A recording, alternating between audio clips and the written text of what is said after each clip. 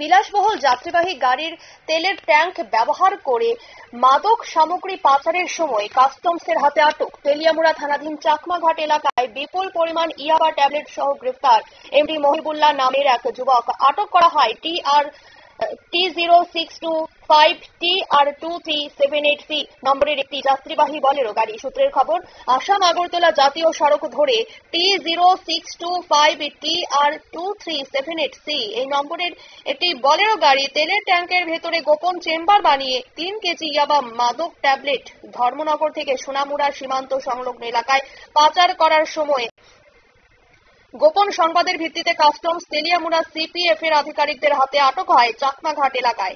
সেই সঙ্গে এই পাচারের কাজে যুক্ত গাড়িটির চালক বক্সনগর বাসিন্দা বলে এমডি মহিবুল্লাহকেও আটক করে কাস্টমসের আধিকারিকরা।